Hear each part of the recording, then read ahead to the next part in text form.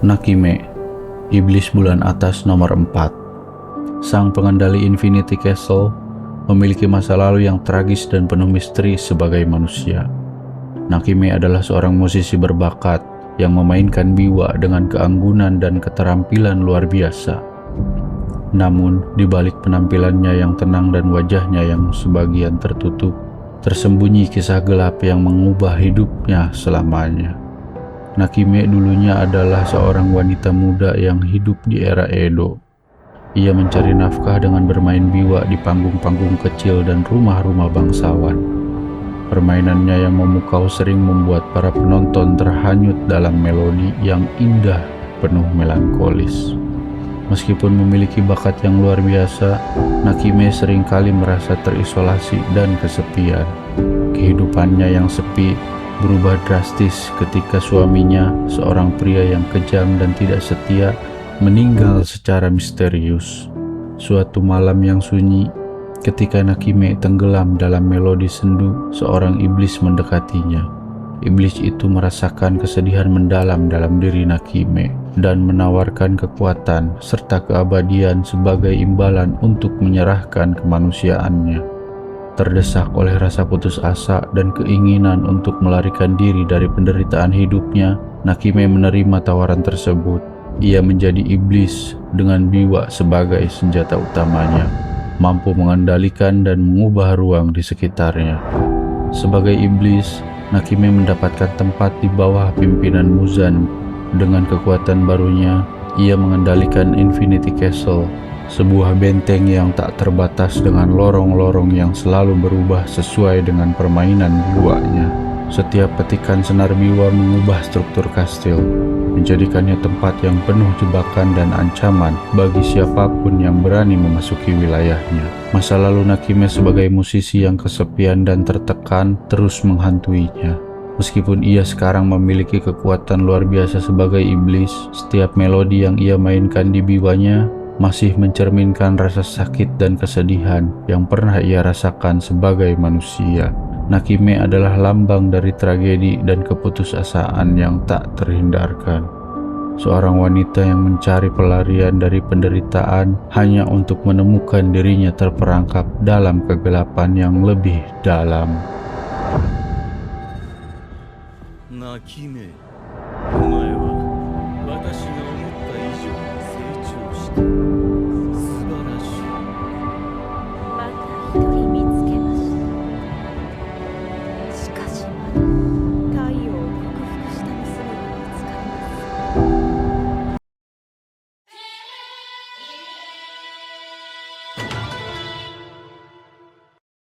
Malam itu, Infinity Castle bergetar dengan ketegangan yang mencekam.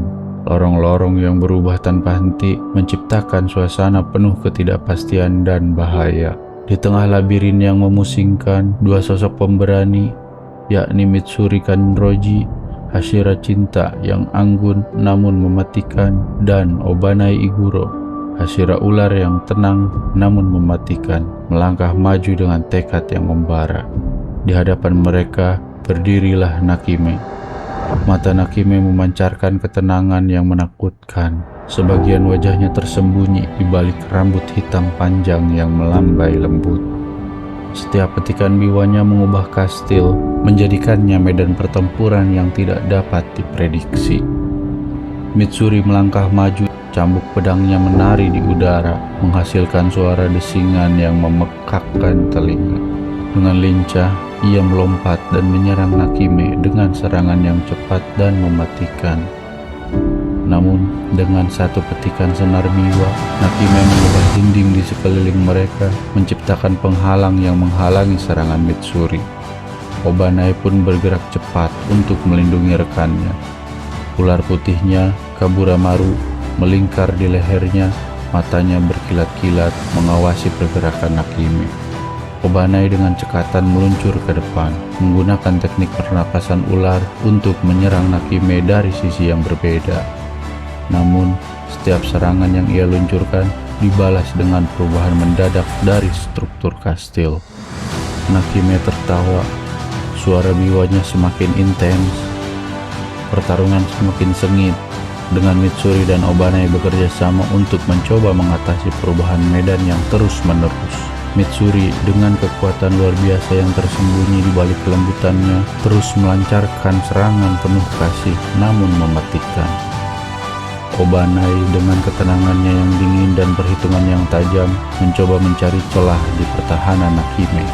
Namun, setiap kali mereka mendekati Nakime, biwanya menghasilkan nada yang lebih cepat dan lebih tajam, mengubah kastil menjadi lebih berbahaya. Dinding-dinding bergerak, lantai runtuh, dan pilar-pilar muncul dari kegelapan mengancam nyawa para Hashira.